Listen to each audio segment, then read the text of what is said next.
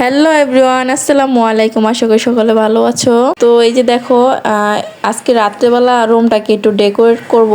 মানে পর্দাগুলো চলে আসছে, এই জন্য ভাবলাম লাগিয়ে ফেলি। আর সাথে আমার ভাইও আছে, ও অনেকটা হেল্প করবে। তো একা একা লাগানো এত বড় পর্দাগুলো আমার পক্ষে পসিবল ছিল না, এজন্য ও আসছে যেহেতু ওর হেল্প নিয়ে। আর সাথে ওর আব্বু আজকে বাসায় ছিল রাত্রের দিয়ে। তো এই জন্য ভাবলাম সবাই মিলে লাগিয়ে ফেলি, কারণ একা একা করতে আমার মেয়েকে নিয়ে অনেক ঝামেলা লাগে এজন্য। তো এই যে এদিকে আমি কিছুই করা লাগে না, আমার ভাই মানে এত সুন্দর করে লাগাই দিতেছিল একটার সাথে একটা মিল করে। তো এদিকে আমি ওরে হেল্প করতেছিলাম। তো রাত্রেবেলা না লাইটিংয়ের কারণে এতটা বেশি ভালো দেখাচ্ছে না, পর্দাগুলো কিন্তু দারুণ ছিল। যে দেখছে না সেই বলছে পর্দাগুলো অনেক বেশি সুন্দর হয়েছে। তো এই যে দেখো, আমরা এদিকে অনেক বেশি ফান করতে করতে কাজ করতেছিলাম।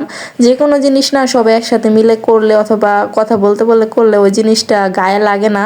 এছাড়া দেখবো তুমি একা একঘেয়েমি এভাবে কাজ করলে তোমার ক্লান্ত লাগবে বেশি।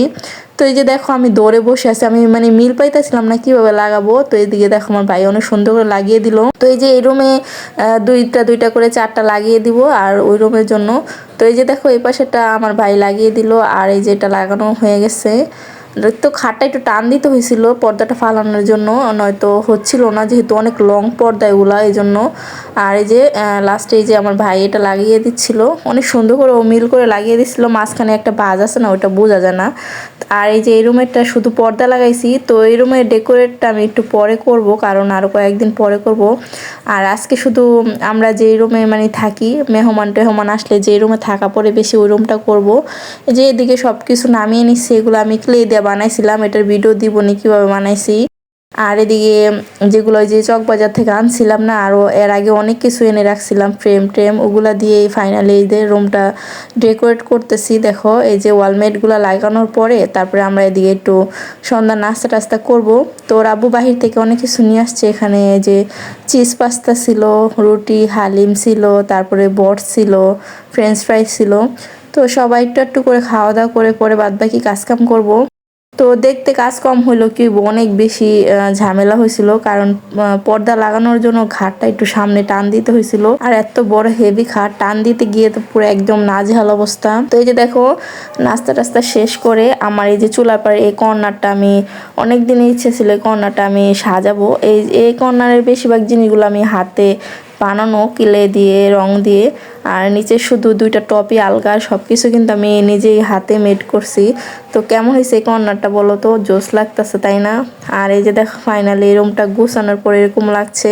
আমার না অনেক দিনের ইচ্ছা ছিল এভাবে রুমগুলারে ডেকোরেট করব, দামি পর্দা লাগাবো, সাইডে এভাবে ওয়ালমেট লাগাই রুমগুলারে ডেকোরেট করব। তোমরা তো দেখছোই আমি অল্প অল্প করে সব জিনিস এনে এভাবে জমিয়েছিলাম। আর অল্প অল্প টাকা জমিয়ে এভাবে আমার ঘরের জিনিসপত্র কিনতে সবসময় ভালো লাগে। আগে না আমার সবসময় মানে কি বিয়ের আগে আমার দেখা যেত আমার নিজের জিনিসপত্র, সাজুগুজু, থ্রি পিস, কসমেটিক এগুলোর বেশি আকর্ষণ ছিল। কিন্তু যখন থেকে আমার বিয়ে হয়েছে, আমার মেয়ে হয়েছে, তখন থেকে আমার এই যে ঘর সাজানোর জিনিসপত্রের প্রতি এত বেশি আকৃষ্ট হয়েছি। মানে যেখানে যে জিনিসটা দেখি মানে মন চায় রুমের জন্য নিয়ে যায়, এটা এভাবে লাগাবো, এটা ওইভাবে করব। তো তোমরা কে কে আসো আমার ঘর সাজানোর জন্য অনেক বেশি পাগল? আমার মতো আমার মেয়েও না ঘর এভাবে সুন্দর করে সাজাইলে অনেক বেশি পছন্দ করে। সে তো মানে এত বেশি খুশিতে দেখো আমার গলামলা জড়িয়ে ধরে বলছে আম্মু অনেক বেশি সুন্দর হয়েছে। আর যেহেতু এটা ওর রুম, মানে ও বেশিরভাগ এই রুমে থাকে, আর ওইটা ও পাশেরটা ওর আব্বুর রুম, এজন্য ও বেশি খুশি হয়েছে। তো আমার এই রুম গুছানোটা অথবা রুম ডেকোরেটটা তোমাদের কেমন লেগেছে অবশ্যই কমেন্টে জানিও। ভালো লাগলে লাইক শেয়ার অ্যান্ড কমেন্ট করে পাশে থেকো।